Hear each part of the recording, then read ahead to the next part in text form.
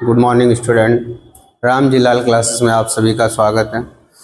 बच्चों, हम लोग चर्चा कर रहे थे अणुसंघ गुणधर्म पर। तो अणुसंघ गुणधर्म की 3 टॉपिक हम लोगों ने क्लियर कर लिए थे। एक पहला टॉपिक हम लोगों ने क्लियर किया था वाष्प दाब में आपेक्षिक अवनमन। सेकंड टॉपिक हम लोगों ने क्लियर किया था क्वथनांक में उन्नयन। और थर्ड टॉपिक हम लोगों ने क्लियर किया था हिमांक में अवनमन। आज बच्चों हम लोगों को अणुसंघ गुणधर्म का चौथा टॉपिक क्लियर करना है परासरण दाब। और ये क्लियर करते ही हमारा अणुसंघ गुणधर्म वाला टॉपिक कंप्लीट हो जाएगा। तो बच्चों आज हमारा टॉपिक क्या है? आज बच्चों हमारा टॉपिक है परासरण दाब। बच्चों परासरण दाब, परासरण दाब। बच्चों परासरण दाब पढ़ने से पहले हम लोगों को पढ़ना पड़ेगा इसके विषय में बच्चों, परासरण के विषय में। परासरण और परासरण पढ़ने के लिए हम लोगों को थोड़ी सी जानकारी झिल्ली के विषय में होनी चाहिए।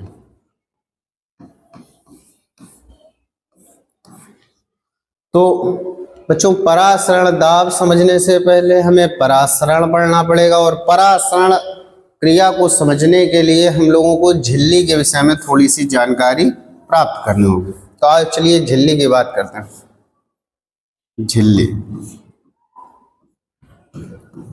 झिल्ली बच्चों एक ऐसा पारदर्शी अथवा अपारदर्शी माध्यम है जो दो ध्रुवों को पृथक करता है। झिल्लियां 3 प्रकार की होती हैं। एक होती है पारगम्य झिल्ली,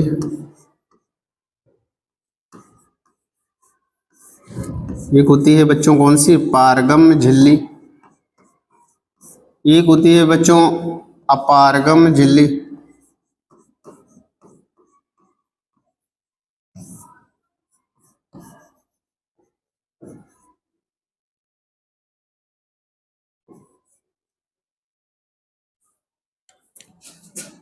ले लीजिए तो झिल्ली, अपारगम्य झिल्ली।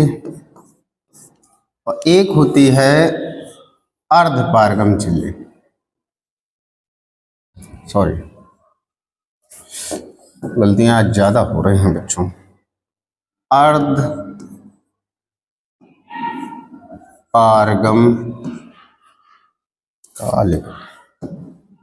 अर्धपारगम्य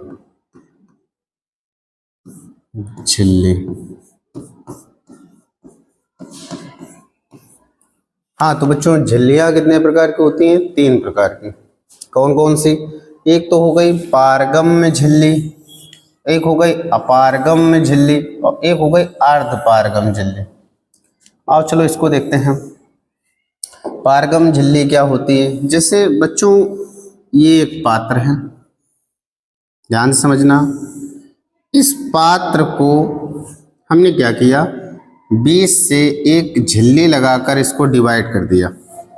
और ये कौन सी झिल्ली हमने इनके बीच में लगा दी? भाई इस पात्र को, पूरे पात्र को हमने एक पारगम्य झिल्ली से, पारगम्य झिल्ली द्वारा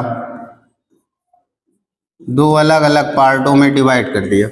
और बच्चों इसके इस तरफ एक विलयन भर दिया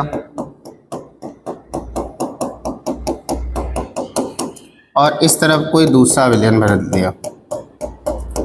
समझने के लिए समझ लो ऐसे कि इधर मान लो हमने नीला रंग से, आप लोग जल्दी समझ जाओगे, इधर नीला विलयन भर दिया और इधर हमने लाल विलयन भर दिया। तो होगा क्या, चूंकि बीच में लगी है पारगम्य झिल्ली, तो पारगम्य झिल्ली लगे होने पर क्या होगा, इस विलयन में उपस्थित, भाई विलयन है तो विलयन में क्या उपस्थित होंगे? विलेय और विलायक। तो चूंकि इन दोनों विलयन के बीच में पारगम्य झिल्ली है तो पारगम्य झिल्ली किसी भी चीज का विरोध नहीं करती। अर्थात इस विलयन में उपस्थित विलेय और विलायक के अणु इधर और इस विलयन में उपस्थित विलेय विलायक के अणु इधर, तो ऐसी झिल्ली को पारगम्य झिल्ली कहते हैं। यानी वह झिल्ली जिससे विलेय तथा विलायक दोनों के अणु एक ओर से दूसरे ओर आ जा सके तो ऐसी झिल्ली को हम लोग क्या कहते हैं? पारगम्य झिल्ली। वह झिल्ली जिससे विलेय एवं विलायक दोनों के अणु एक विलयन से दूसरे विलयन की ओर तथा दूसरे विलयन से पहले विलयन की ओर आ जा सके तो उस झिल्ली को हम लोग पारगम्य झिल्ली कहेंगे। अब बच्चों बात कर लेते हैं अपारगम्य झिल्ली की। अपारगम्य झिल्ली क्या होती है?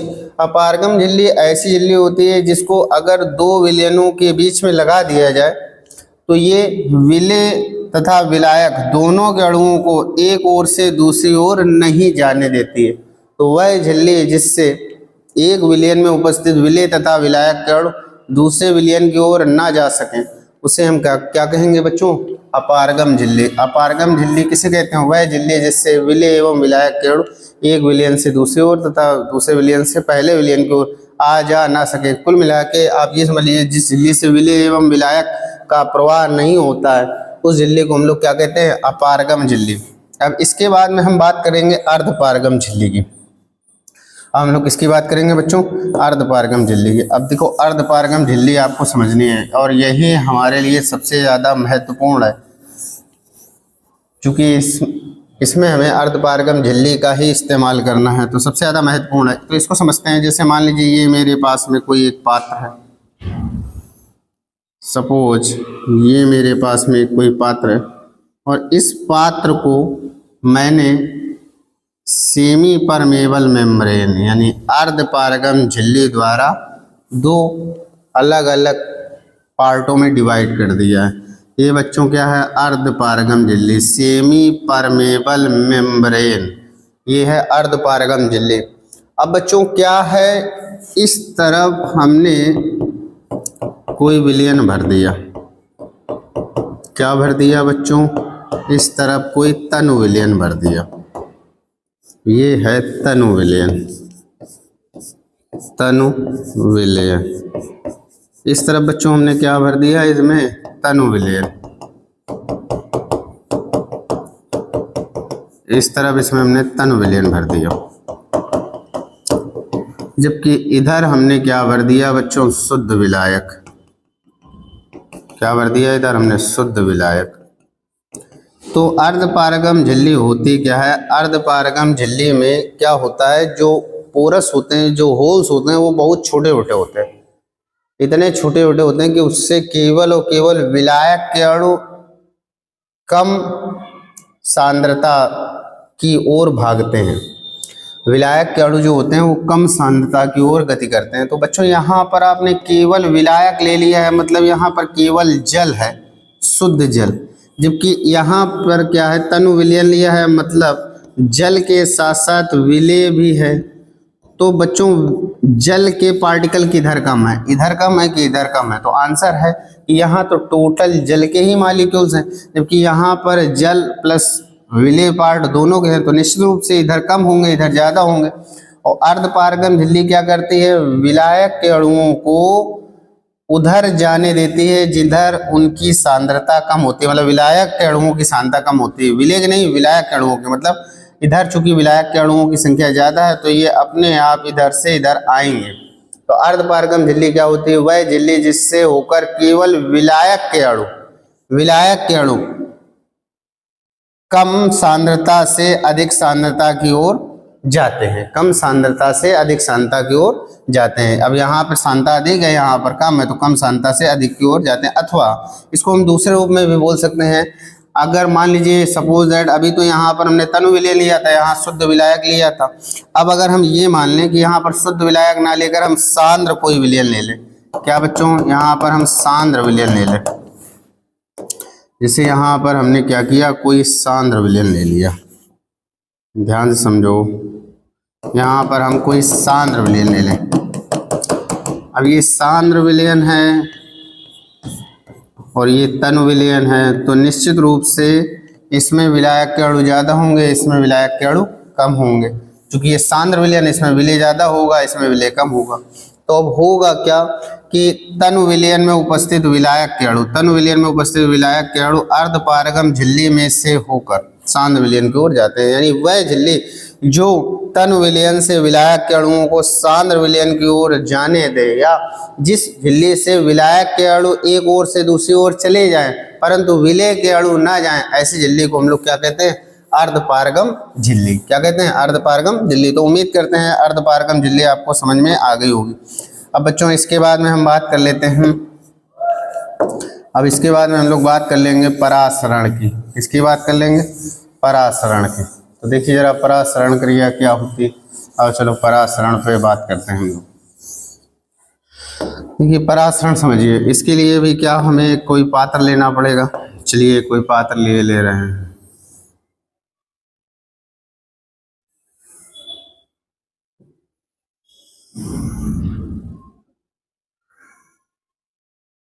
ये कोई हम पात्र ले रहे हैं और इस पात्र को हम क्या कर रहे हैं? एक अर्धपारगम झिल्ली द्वारा डिवाइड कर दे रहे हैं। अर्धपारगम झिल्ली द्वारा इसको दो भागों में डिवाइड कर दे रहे हैं। इसके द्वारा बच्चों ये है semi permeable membrane, semi permeable membrane, ये अर्धपारगम झिल्ली।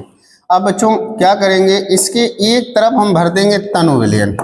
एक तरफ क्या करेंगे? इसके एक तरफ भरे दे रहे हैं तनु विलयन। ठीक है, चलिए इस तरफ हमने भर दे रहे हैं तनु विलयन।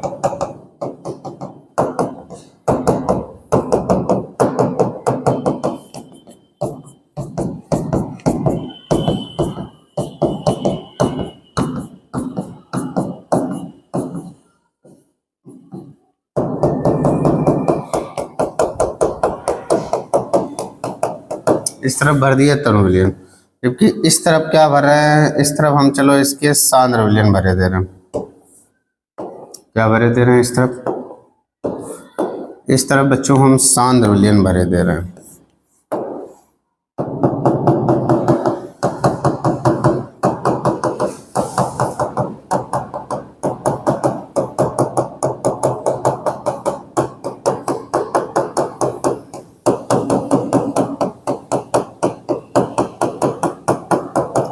हाँ बच्चों, अब देखिए इस तरफ हमने क्या भरा था?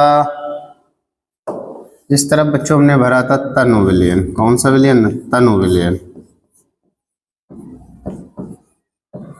और इस तरफ बच्चों क्या भरा था हमने? सांद्र विलयन।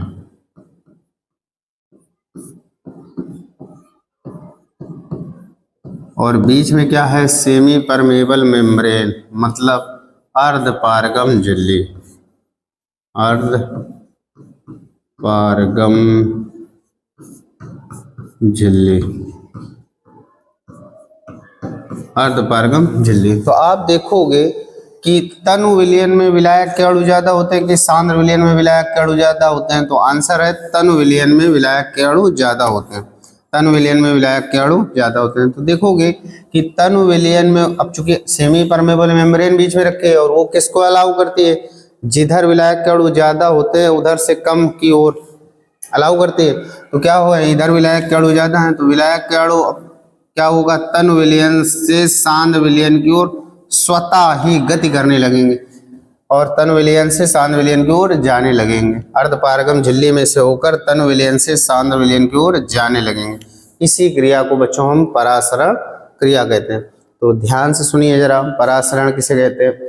तनु विलयन में उपस्थित विलायक के अणु, तनु विलयन में उपस्थित विलायक के अणु अर्धपारगम झिल्ली में से होकर, तनु विलयन में उपस्थित विलायक के अणुओं का अर्धपारगम झिल्ली में से होकर सांद्र विलयन की ओर प्राकृतिक प्रवाह क्या कहलाता है? परासरण कहलाता है। एक बार फिर से ध्यान सुनिए, तनु विलयन में उपस्थित विलायक के अणुओं का अर्धपारगम झिल्ली में से होकर सांद्र विलयन की ओर प्राकृतिक प्रवाह क्या कहलाता है? परासरण कहलाता है। फिर से एक बार सुन लीजिए, तनु विलयन में उपस्थित विलायक के अणुओं का अर्धपारगम झिल्ली में से होकर सांद्र विलयन की ओर प्राकृतिक प्रवाह क्या कहलाता है? परासरण कहलाता है। तो परासरण हमें लगता है आपको समझ में आ गई होगी। चाहो तो इसको हम लिख भी देते हैं। क्या लिख दें? परासरण की परिभाषा बच्चों, परासरण की परिभाषा। परासरण तनु विलयन में, तनु विलयन, तन विलयन में उपस्थित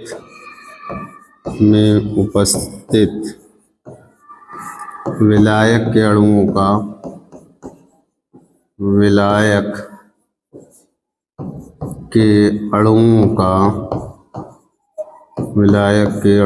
का सांद्र विलयन की ओर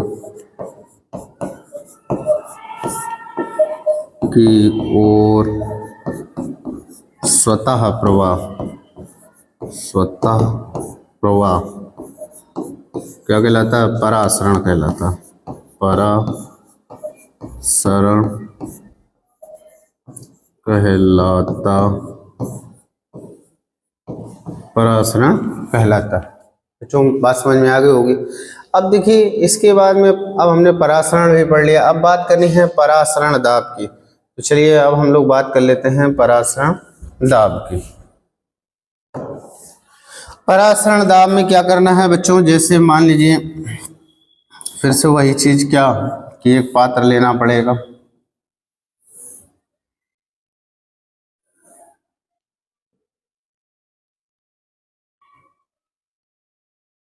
ये एक पात्र लिया और इस पात्र को सेमी परमेबल मेम्ब्रेन द्वारा, अर्धपारगम झिल्ली द्वारा हमने क्या किया, दो अलग अलग खंडों में विभाजित कर दिया।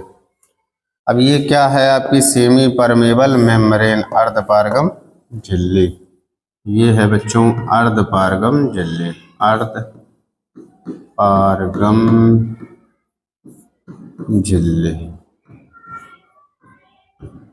अर्धपारगम झिल्ली। अब बच्चों इसके इस तरफ हम तनु विलयन भरे दे रहे हैं। क्या भरे दे रहे हैं बच्चों? तनु विलयन। चलिए इस तरफ हम इसके तनु विलयन भरे दे रहे हैं।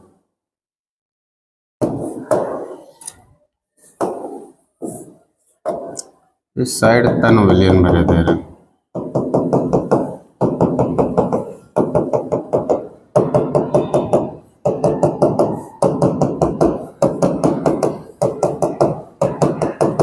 और इस साइड बच्चों इसके सांद्र विलयन भरे दे रहे हैं। सॉरी, शुद्ध विलायक भर दो इधर, शुद्ध विलायक। इस साइड शुद्ध विलायक भरे दे रहे हैं।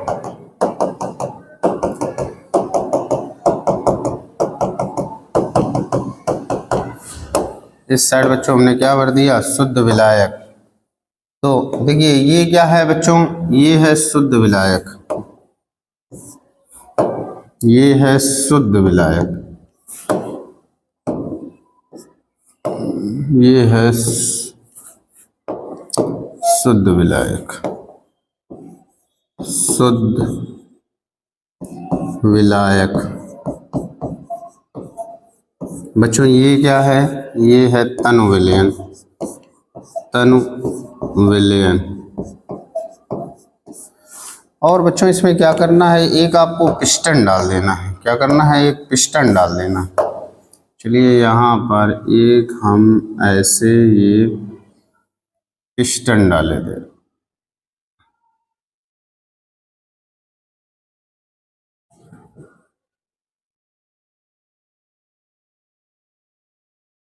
पिस्टन द्वारा क्या होगा? इस पर प्रेशर अप्लाई होगा।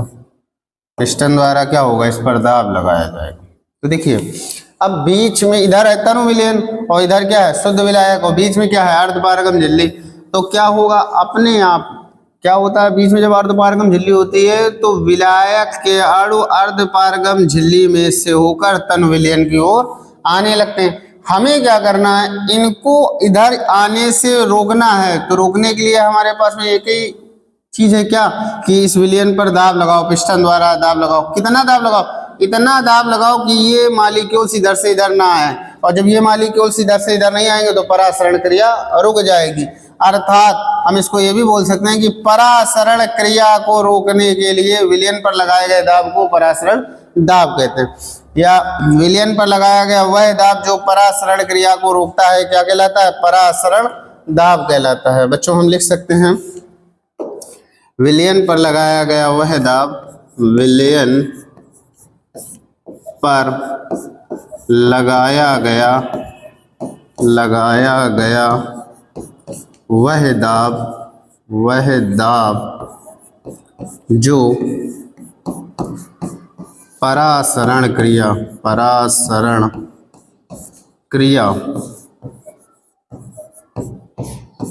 को रोकता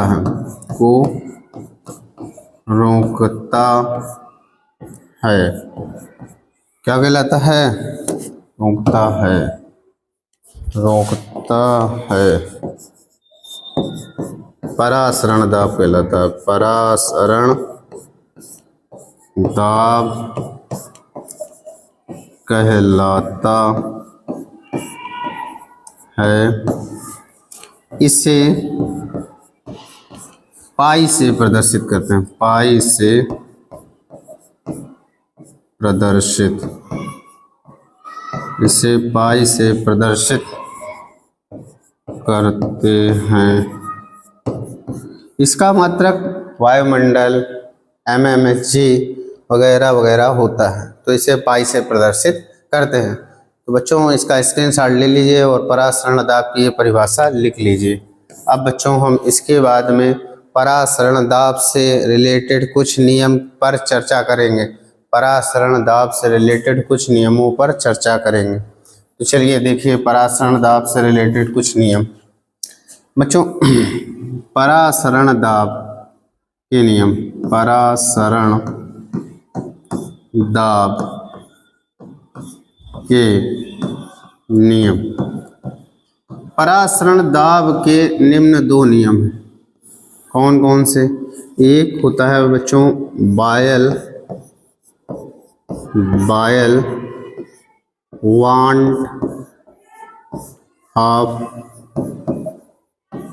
वांट हाफ नियम, और एक होता है बच्चों चार्ल्स वांट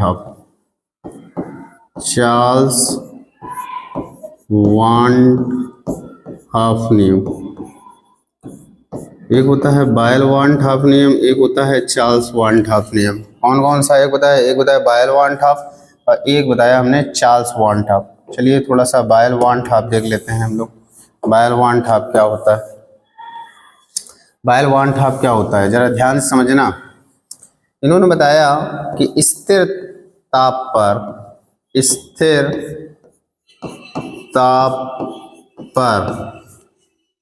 किसी विलयन का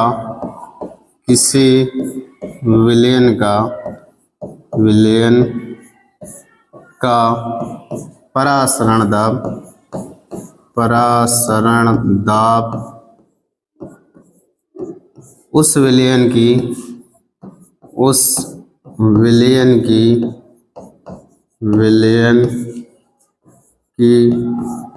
सांद्रता के समानुपाती होता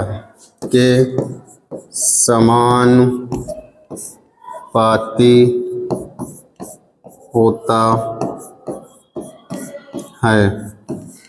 इसे क्या कहते हैं? बायल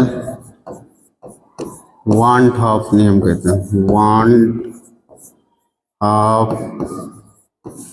नियम कहते हैं। इसे बायल वांट हाफ नियम कहते हैं। अर्थात यहाँ से क्या समझ में आया? देखो इसमें लिखा है साफ साफ, स्थिर ताप पर टेम्परेचर क्या रखना है आपको? कांस्टेंट पर किसी विलयन का परासरण दाब का मतलब है पाई, उस विलयन की सांद्रता के समानुपाती होता है, यानी डायरेक्टली प्रोपोर्शनल होता है उस विलयन की सांद्रता यानी C के। समझ में आई बात? अब बच्चों प्रोपोर्शनल का निशान हटता है तो एक कांस्टेंट लग जाता है, तो प्रोपोर्शनलिटी का साइन हटेगा तो एक कांस्टेंट K आ जाएगा अपॉन C। बच्चों यहाँ से हम क्या कर सकते हैं? C का हम डिवाइड कर सकते हैं, तो यहाँ से आ जाएगा पाई अपॉन C बराबर K,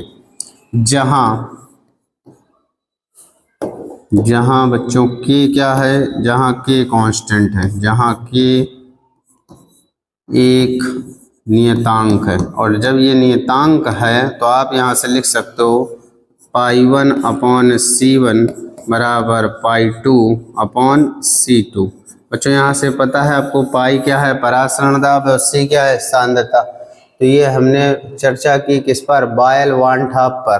अब इसी क्रम में आगे बढ़ते हुए हम लोग देखेंगे चार्ल्स वान ठॉप। क्या देखेंगे बच्चों? चार्ल्स। इसी क्रम में आगे बढ़ते हुए हम लोग देखेंगे चार्ल्स वान ठॉप।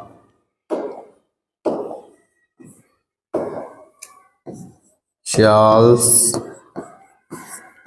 वान ठॉप नियम।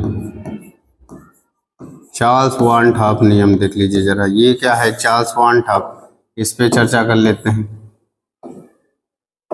बच्चों इन्होंने किसको स्थिर लिया था, जरा देख लीजिए एक बार। बॉयल ने किसको स्थिर लिया था? स्थिर ताप लिया था, जबकि ये क्या स्थिर लेंगे? स्थिर सांद्रता। तो इसमें लिखना है आपको स्थिर सांद्रता पर, स्थिर सांद्रता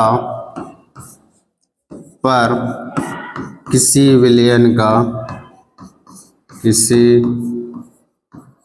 विलयन का परासरण दाब, परासरण दाब उस विलयन के परम ताप के, परम ताप के समानुपाती, समानुपाती होता है, होता है। ठीक है बच्चों, स्थिर सांद्रता पर किसी विलयन का परासरण दाब उस विलयन के परम ताप के समानुपाती होता है, यही चार्ल्स वान ठॉप नियम है। तो चलिए इसको हम लोग आंकिक रूप से लिखते हैं, इस स्थिर सांद्रता पर, ठीक है, सांद्रता को स्थिर रखना है, किसी विलयन का परासरण दाब। परासरण दाब का मतलब बच्चों क्या है? परासरण दाब का मतलब होता है पाई। परासरण दाब का मतलब क्या होता है? पाई। डायरेक्टली प्रोपोर्शनल है, समानुपाती लिखा है ना किसके? परम ताप के, तो यहाँ पर टेम्परेचर T लिख देंगे। अब बच्चों वही प्रोपोर्शनलिटी का साइन हटेगा तो एक कांस्टेंट लग जाएगा, तो यहाँ K आ जाएगा, T आ जाए, T से डिवाइडेशन कर दीजिए तो ये हो जाएगा बच्चों pi upon T is equal to K। क्या लिखेंगे? इज इक्वल टू K, जहाँ K क्या है? जहाँ K एक नियतांक है, जहाँ K क्या है? नियतांक है। तो यहाँ से बच्चों क्या, जब ये नियतांक हो गया तो आप लिख सकते हो pi 1 upon T1 is equal to pi 2 upon T2। ये डेरिवेशन बच्चों आपका प्रूव हुआ। ठीक है, तो बायल वान ठॉप, चार्ल्स वान ठॉप, इसको एक साथ कर दे रहे हैं ताकि आप लोग इसका स्क्रीनशॉट ले लीजिए। ठीक है, स्क्रीनशॉट ले लीजिए बच्चों। ये परासरण दाब के नियम हैं और इन नियमों को आप अच्छे से पढ़ लीजिए, तभी आपको आगे कुछ समझ में आएगा। अब बच्चों इसके बाद में हमें आगे पढ़ना है, हमारा नेक्स्ट टॉपिक क्या है? विलयन। अब इसके बाद में बच्चों आगे आपको पढ़ना है, देखिए, विलयन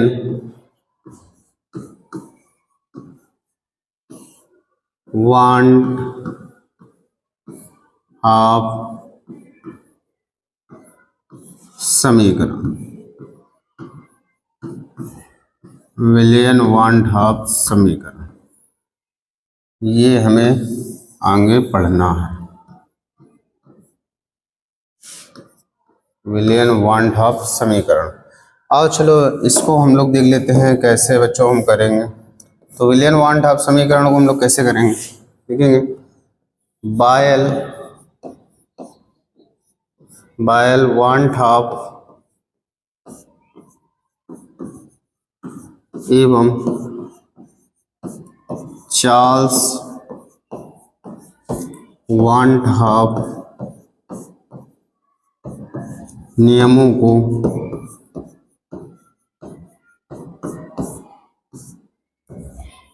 एक साथ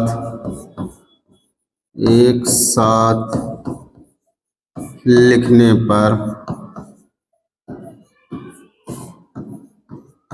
पर एक ऐसा समीकरण प्राप्त होता है, एक ऐसा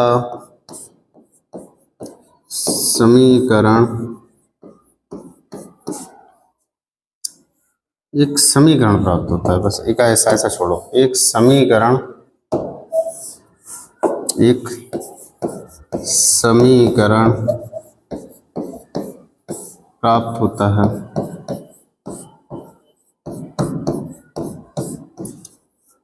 जिसे जिसे क्या कहते हैं बच्चों, जिसे विलियन वान टॉप समीकरण कहते हैं, जिसे विलियन वान टॉप समीकरण कहते हैं, समीकरण कहते हैं।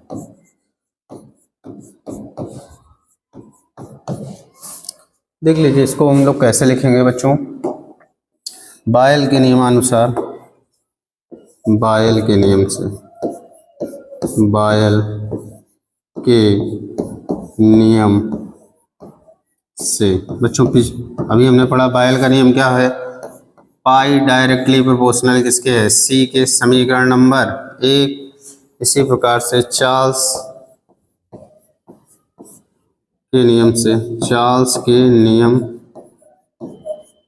से क्या बच्चों पढ़ा हमने, पाई डायरेक्टली प्रोपोर्शनलिटी समीकरण नंबर 2।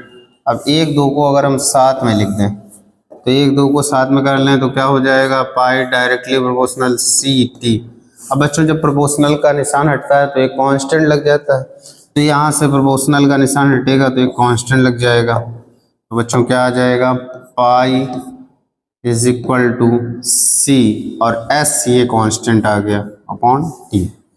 आप चाहो तो यहाँ से एस की वैल्यू भी निकाल सकते हो बच्चों, कैसे, देखिए सी और टी का डिवाइडेशन कर दीजिए तो pi upon C T is equal to S, ये हो जाएगा। और इसका चाहो तो यूनिट भी निकाल सकते हो, तो पाई क्या है, पाई आपका परासरण दाब है, इसका यूनिट होता है एटीएम।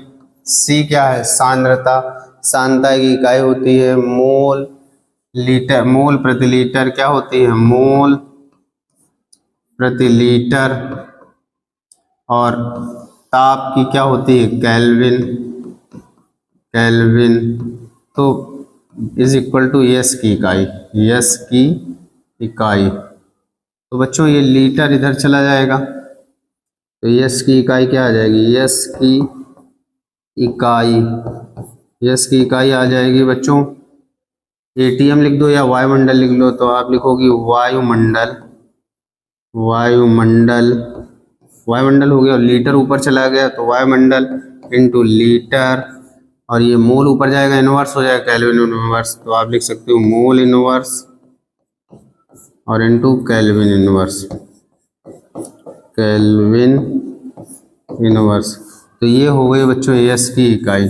और एस का मान कितना होता है, एस का मान आपको रखना होता है 0.0821, वही ATM litre mole inverse kelvin inverse, ये बच्चों आपको रखना होता है, ये प्रमाणित मान है, ये रखना होता है।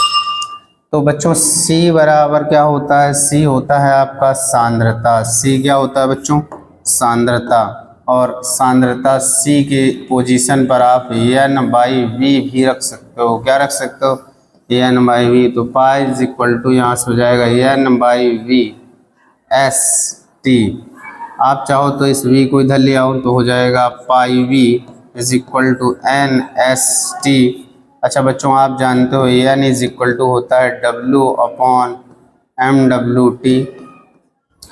यहाँ से क्या हो जाएगा आपका, पाई के स्थान पे आपका पाई बना रहेगा, V के स्थान पे V बना रहेगा, N के स्थान पे W upon MWT into S into T हो जाएगा। या चाहो तो ये पाई V का भाग दे दीजिए, तो पाई बराबर WST upon MWT into V, ये आपका फार्मूला जनरेट हो गया। अब इसके बाद में बच्चों इसके सारे प्रतीक आपको हम बता दे रहे हैं।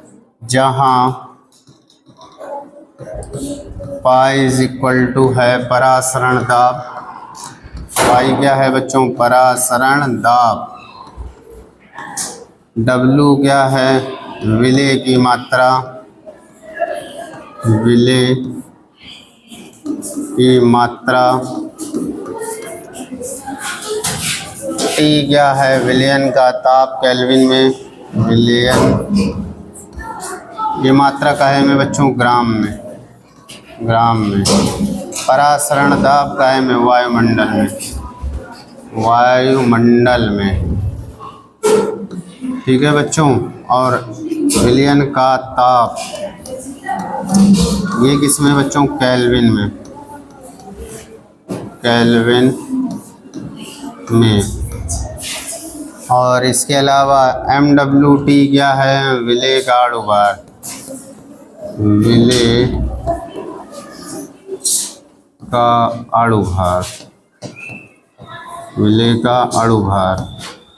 और V क्या है, विलयन का आयतन, V बराबर है विलयन का आयतन, विलयन का आयतन। और विलयन का आयतन किस में बच्चों, लीटर में, लीटर में।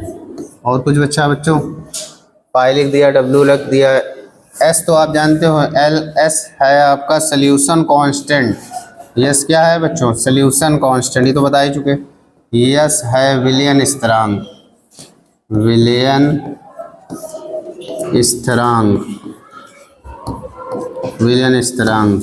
और इसकी वैल्यू आप जानते ही होंगे, क्या होती है, 0.0821 ATM लीटर और मोल इनवर्स केल्विन इनवर्स। बच्चों इसको हम एक साथ एक पेज में कर दे रहे हैं ताकि आप लोग इसका स्क्रीनशॉट ले लीजिए और अच्छे से नोट कर लीजिए।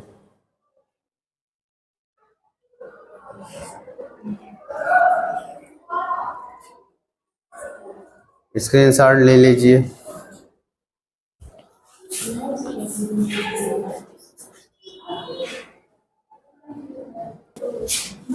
हाँ तो बच्चों आपको विलियन वान डाब समीकरण समझ में आ गया होगा। तो इस वीडियो में हमने आप लोगों को बताया परासरण दाब क्या होता है। परासरण दाब पढ़ाने से पहले आपको परासरण पढ़ाया और उसको भी पढ़ाने से पहले झिल्लियों के विषय में बताया। तो इस टॉपिक में या इस वीडियो में हम लोगों ने झिल्ली को क्लियर किया, झिल्ली के बाद में हम लोगों ने परासरण क्रिया को क्लियर किया, उसके बाद में परासरण दाब को और परासरण दाब के नियमों को, बायल वान डाब, चार्ल्स वान डाब, और लास्ट में हम लोगों ने वान डाब, विलियन वान डाब समीकरण की व्युत्पत्ति की, जो आपके लिए काफ़ी महत्वपूर्ण है इंटरमीडिएट सिलेबस के लिए और विलियन चैप्टर के लिए काफ़ी महत्वपूर्ण है। इससे सॉल्व होने वाले न्यूमेरिकल यूपी बोर्ड परीक्षा में पूछे जाते हैं। इसलिए आप लोगों को इस वीडियो को ध्यानपूर्वक देखना है और फिर हम लोग अपने नेक्स्ट वीडियो में इसके न्यूमेरिकल पर चर्चा करेंगे। तब तक अगर वीडियो अच्छा लगे तो वीडियो को लाइक कीजिए, चैनल को सब्सक्राइब कीजिए, दोस्तों के साथ शेयर कीजिए। Thanks for watching my video.